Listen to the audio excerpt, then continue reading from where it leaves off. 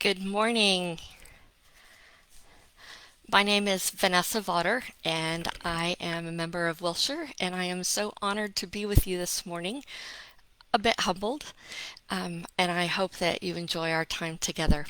I will confess it's a little strange to be teaching with one-way communication, so I hope that you will feel free to make comments as we go along, not only to me, but as you greet one another as we come together this morning. Wanted to tell you briefly before the official 10:15 hour, just a little bit about me. My husband Woody and I joined Wilshire a couple of years ago, and we have been thrilled to be part of the Epiphany class. Prior to Wilshire, was a lifelong United Methodist, and my husband is a retired United Methodist pastor. I studied briefly at SMU Perkins and then did my seminary work at Duke. I mention Perkins because what I come with this morning to share with you comes directly from one of my professors, a dear Old Testament professor named Bill Powers, and I'm looking forward to sharing that with you this morning. Um, did finish my seminary degree, was a United Methodist pastor for a minute, and since then have joined the corporate world and was a corporate trainer, but most recently for the last 10 years I've been working as a clinical social worker. And whether you are alone and feeling isolated during this time of COVID, or whether you're feeling like you've had way too much up close and personal time with your family, perhaps you can relate at least to one or more of the characters in the story that I'm going to share with you today.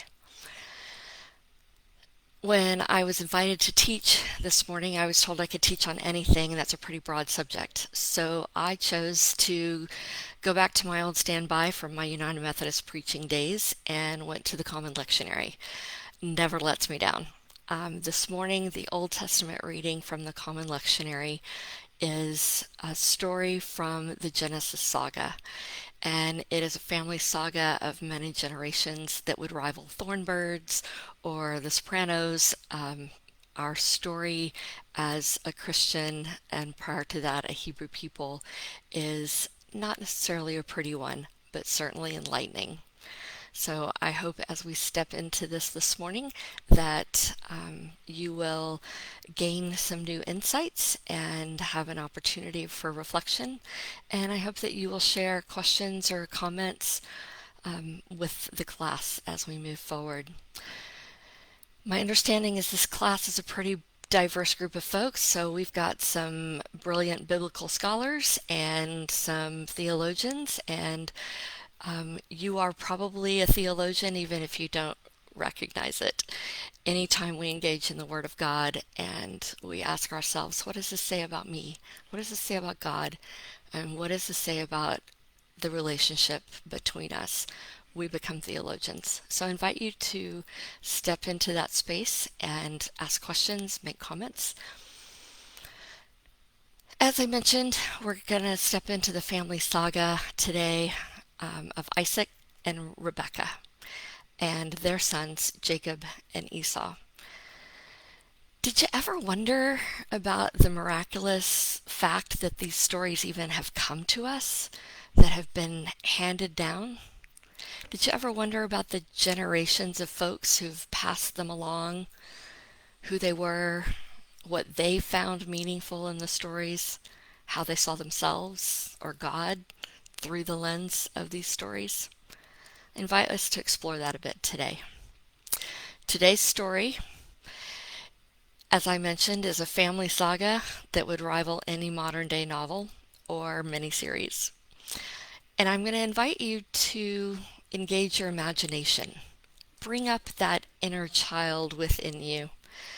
And join me as we hear a story about our great, great, great, great, great, well, you get the point, grandparents, folks from a long time ago.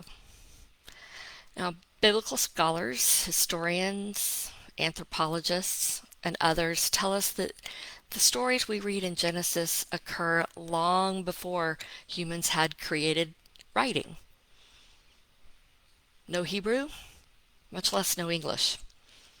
So if that was the case, how did we get these stories? They must have been handed down through an oral tradition that is well known and rich from our Hebrew brothers and sisters. It was handed down from generation to generation, from rabbis to students, from grandfathers to grandchildren. I credit one of my own rabbis or teachers, as I mentioned. He was a wise student of Hebrew and a man of faith, and he helped bring this story to life for me, as well as to raise some questions as I was a young seminarian. His name was William J. A. Power, better known as Bill. He was a grandfatherly type man with a gentle voice and a calming spirit and a wild imagination. So in the nature of all good stories, he invited us, and I invite you, to place ourselves within the story.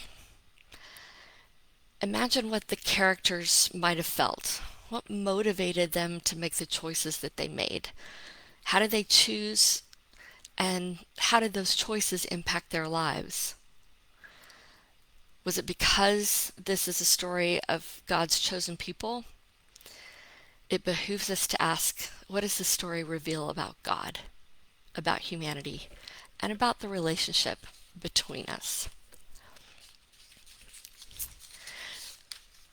So let me pause here and say thanks. I see the comments coming in.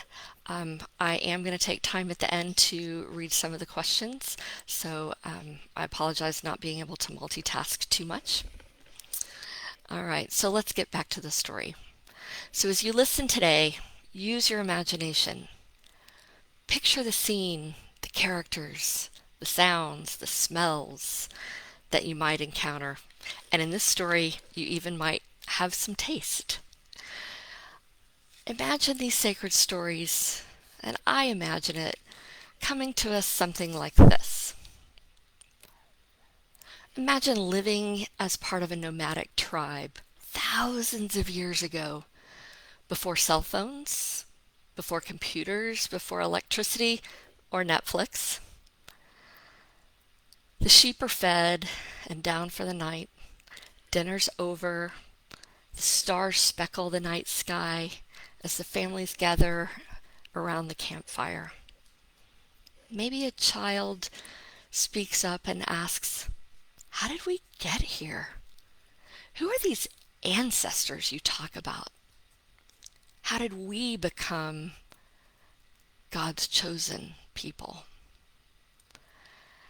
And as the child asks, a gentle, wise, loving granddad lets the child crawl into his lap as the adults around the campfire prepare too to hear a story they've heard over and over since they too were children. Granddad begins. Remember the story of Abraham and Sarah? Remember their son Isaac, who God saved from the sacrifice? And remember that God promised to create from that family generations and a great nation of land and children? Well, this story is about Isaac. You see, he grew up, wanted to marry, and have a family, because God had promised that. Thanks to a servant of his father's, he met a woman named Rebecca, whom he married. This story is about their family. Once upon a time, there was an old man and an old woman who had had no children.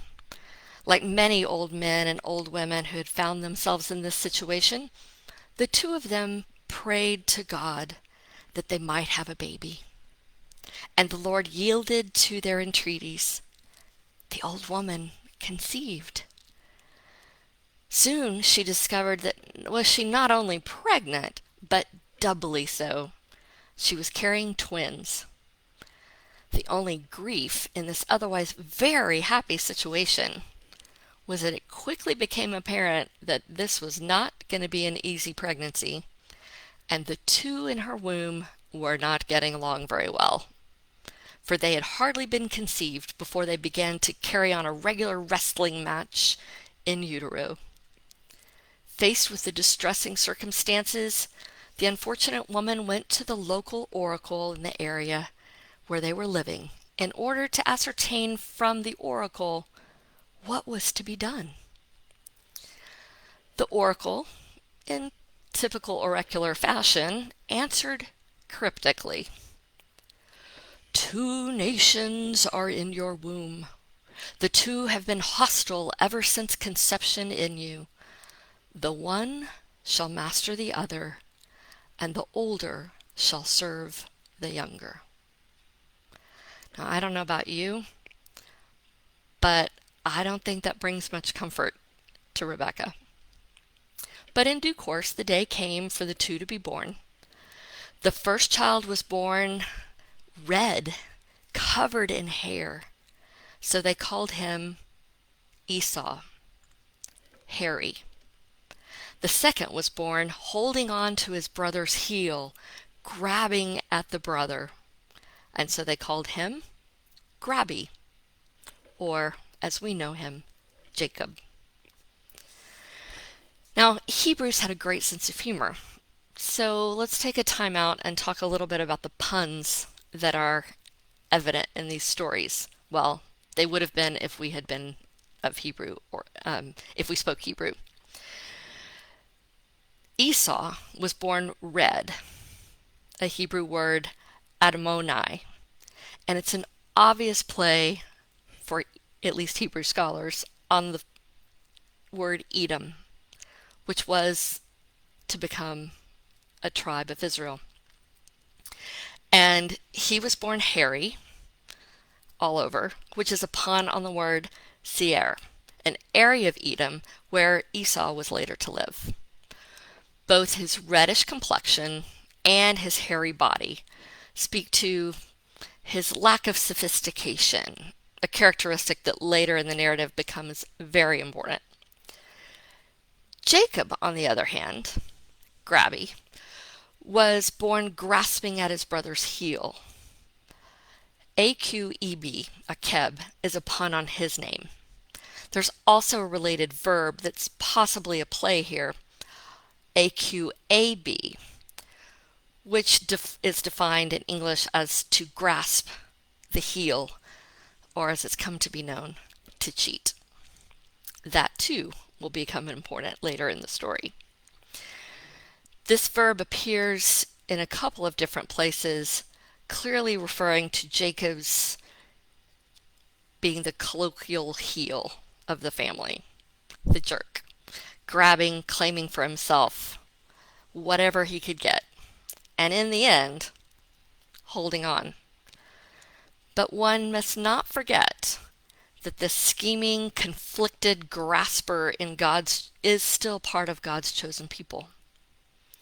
As manipulative, as much of a cad as he turns out to be. Naturally, those who are outsiders, like Esau and the Edomites, are always uncivilized and just a little hairy, too much so to be considered part of the inside family. So what happened to these two brothers? Well, in the coming of time, the boys grew up, and hairy Esau became a skillful hunter, doing a man's job, living in a man's world. As a consequence, he, of course, became his father's favorite, for his father liked the wild game he caught and the way he cooked it on an open fire. Grabby, on the other hand, stayed home, learned to do the tasks that the women do in the tent. As a consequence, he, of course, became Rebecca's favorite. So the sibling rivalry born in the womb was further exacerbated by the parental favoritism. Perhaps you know a family kind of like this. Well, as the two grew, there was a day that Harry came. He came in from the field and he was famished. He found his brother Grabby working over a hot stove on a great pot of soup. And Harry said to his brother, "Give me a swallow of that stuff that you're cooking. I'm starving." How will God's chosen people, Jacob, Israel, respond? With generosity? No. Jacob, grabby, responded with a demand. The response and the consequences are drastically different from those of his forefather Abraham, or even from his great uncle Lot, for they would have responded with hospitality, generosity, but not Jacob. Jacob says to his brother, I'll be glad to give you some soup if you'll pay for it. I'll pay for it, said Harry. What do you want? Let me have your share of the inheritance, and you can have some of my soup, said Grabby. That gave Harry something to think about. But present self-gratification was way more important to him than the future. So Harry said, I may die if I don't get something to eat. So then, obviously, my inheritance will have no use if I'm dead, so it will have no value. So you can have it. Well then, said Grabby, if I can have it, swear to me. Give me your oath. So Harry gave him his oath, and Grabby gave him a dish of lentil soup. Harry ate the soup, got up, and walked off. This is a story about a sense of values, but it also illustrates while one brother came to be known as Grabby, Jacob, and the other came to be known as Harry, or Esau.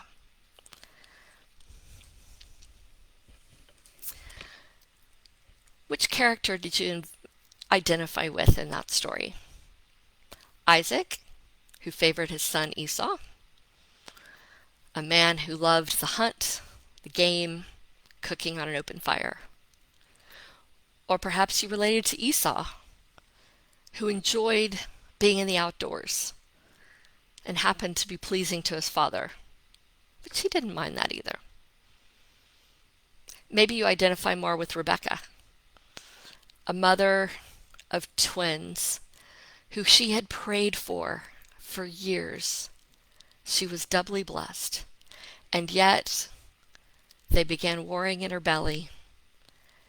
It didn't stop once they were born. And as they grew, Esau was her husband's child, and so Jacob became her favorite. And she loved Jacob and wanted only the best for him. And she would do whatever she needed to protect him. Or maybe you identify with Jacob, the second son, the one who traditionally, certainly in those times, and for many still in ours, is the one that has the challenge to meet up to the expectations of the older brother, to have to find his own place because it's not created naturally. Maybe you know someone that reminds you of Jacob, one who's a little manipulative, seeking out his own purposes, one who's just trying to make his own way, but in so doing, really harms those around him.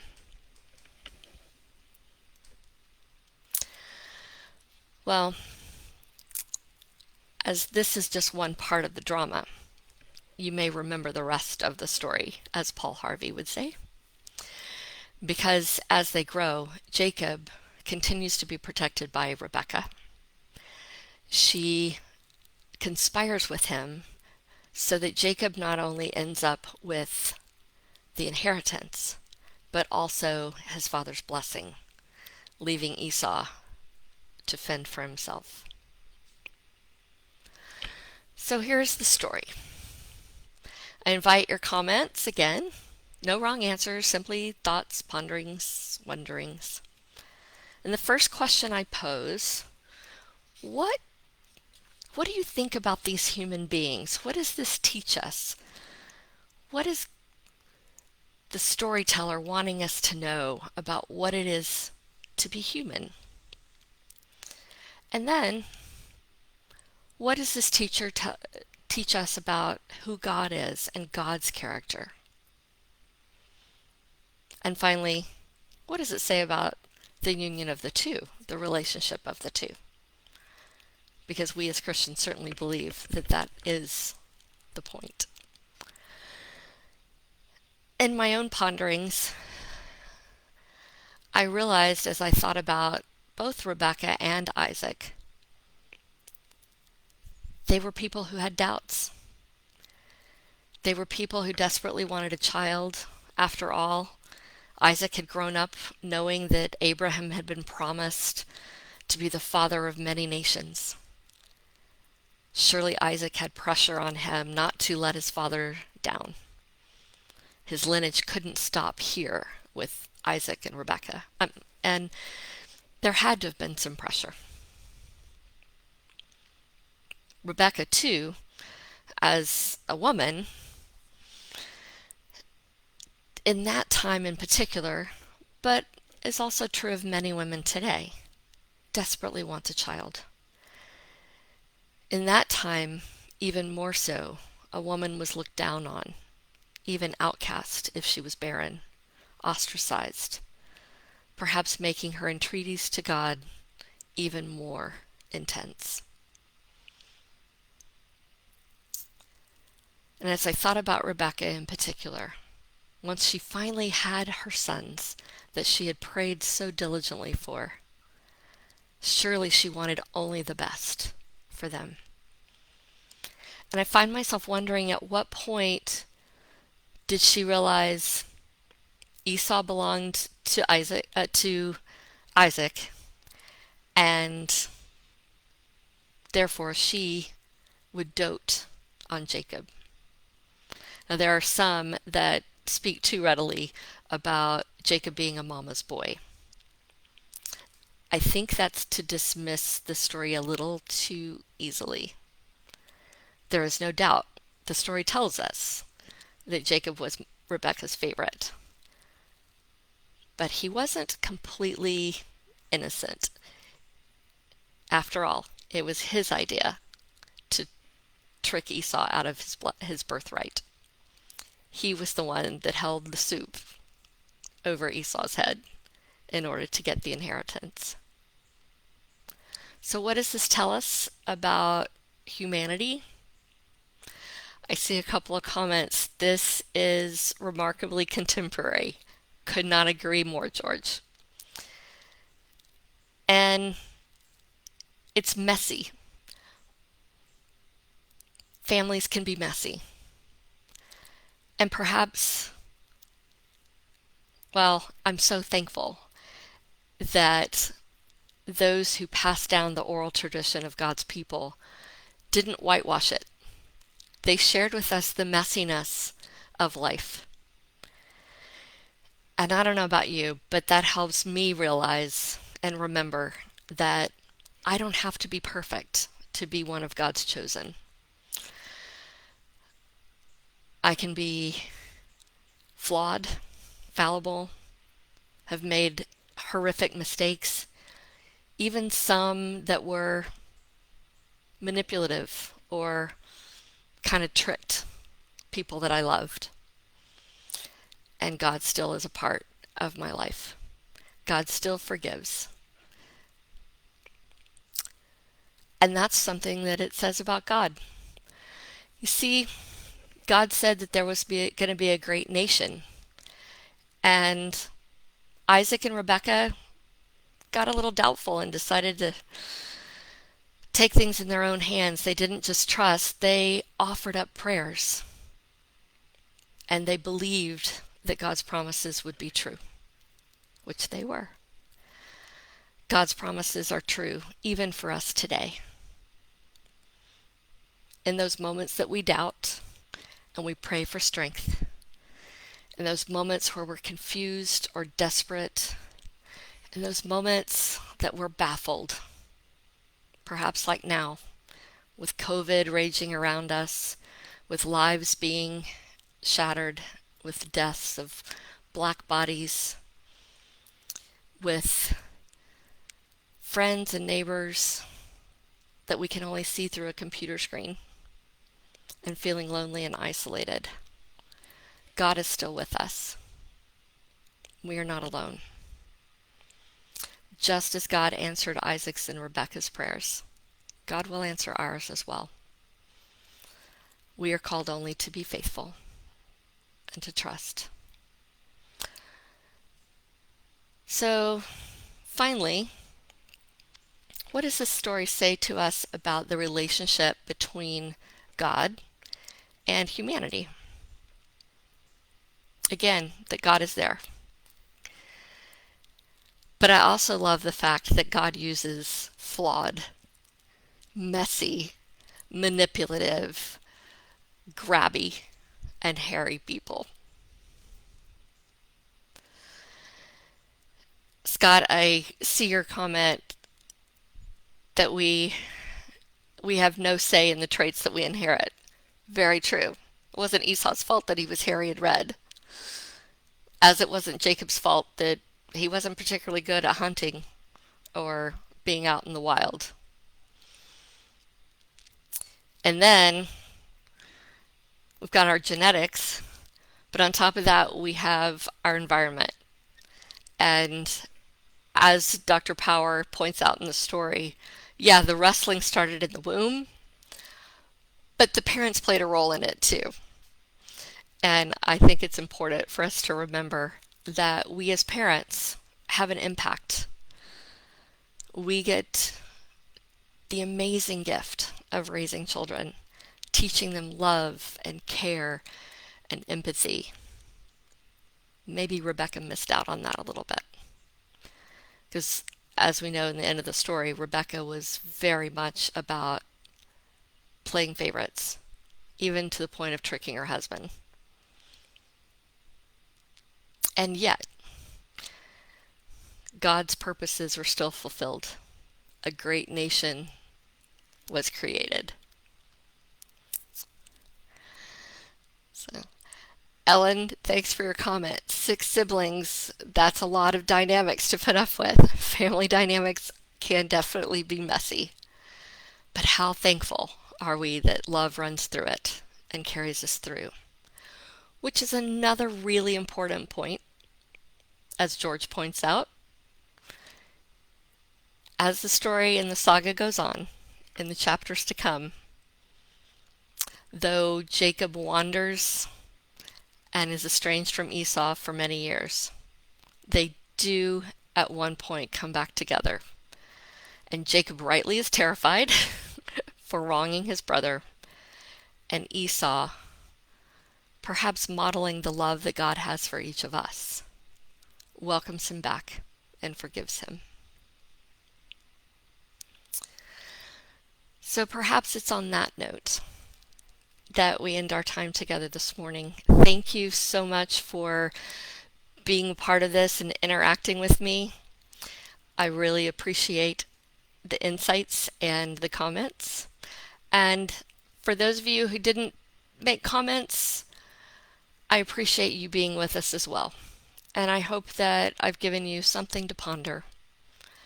But most importantly, in this time of Corona, I hope that you remember that God's promises are true and that you are not alone. If you feel alone, please reach out. Let us know, because we care for you. The psalm for today is Psalm 119. Thy word is a lamp unto my feet and a light to my path. I pray that you may seek God's light and know the love and the path of love. Amen. Peace to each of you.